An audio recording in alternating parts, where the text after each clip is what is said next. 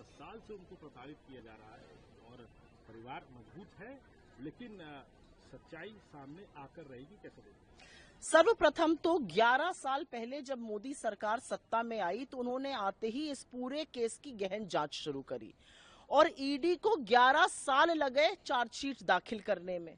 सर्वप्रथम तो मैं ये कहना चाहती हूं, इससे ज्यादा राजनीतिक प्रतिशोध का, पॉलिटिकल विच हंट का दूसरा कोई केस हो तो जरूर बताइएगा।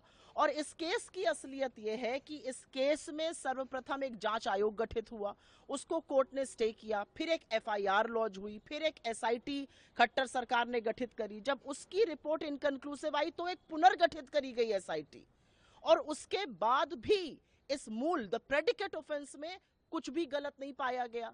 और अब आप राजनीतिक प्रतिशोध के चलते ये चार्जशीट कर रहे हैं। ये कोर्ट में मामला है, इसका जो कानूनी कार्रवाई होगी वो होगी। लेकिन जो भी प्रियंका गांधी जी को या उनके परिवार को जानता है वो ये जरूर जानता होगा कि वो इन गीदड़ भभकियों से, धमकियों से, इस राजनीतिक षड्यंत्र से डरने वाली नहीं है। वो लगातार आपकी विफलताओं के लिए आपको जवाबदेह बनाती रही हैं और आगे भी बनाती रहेंगी।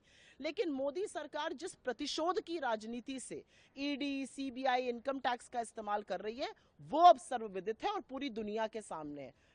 पूरी तरह से 13 साल पहले जमीन बिक चुकी, 11 साल से केस चल रहा है, ईडी अब जाके चार्जशीट दाखिल कर रही है, एफआईआर, एसआईटी, जांच आयोग सब कुछ होने के बाद कुछ गलत पाया नहीं जा रहा है, तो कल ही तो ईडी की खुल रही है। मैम, लेकिन एक और बड़ा मामला आ रहा है, जो खबर सामने आ रही है वो ये आ रही है कि ईडी ने अरेस्ट कर लिया है छत्तीसगढ़ के मुख्यमंत्री भूपेश बघेल के बेटे चैतन्य बघेल को, जो लिकर स्कैम जो था मल्टी करोड़ का, उसमें उनको गिरफ्तारी की गई है। उससे पहले आज सुबह वहां रेड हुई। ये पहला अरेस्ट तो है नहीं जो ईडी ने किया है, और ये पहली बार नहीं जब ईडी को मुंह की खानी पड़ेगी। ईडी को तमाम बार कोर्ट में फटकारा है, आपके पास सबूत नहीं होते, आप मुंह की खाते हैं, आप लोगों को अरेस्ट करके राजनीतिक प्रतिशोध करते हैं। ये ईडी अब ईडी नहीं रही। ईडी एक जांच करने वाली संस्था, इंस्टीट्यूशन नहीं है। ईडी नरेंद्र मोदी जी का, अमित शाह जी का, बीजेपी की सरकार का सबसे ताकतवर हथियार है विपक्ष के खिलाफ। जब भी विपक्ष को प्रताड़ित करना है, परेशान करना है, तो ईडी का इस्तेमाल करिए। अभी तक आप वो अपने राजनीतिक प्रतिविरोधियों के लिए करते थे, अब वो काम आप उनके परिवार के लिए कर रहे हैं। लेकिन ये सब लोग जो है, ये निडर लोग हैं, ये आपकी बखिया अभी भी उधेड़ रहे हैं, आगे भी उधेड़ेंगे, ये आपकी नाकामियों को उजागर करेंगे। भूपेश बघेल जी के लड़के को गिरफ्तार करना एक और राजनीतिक प्रतिशोध दिखाता है।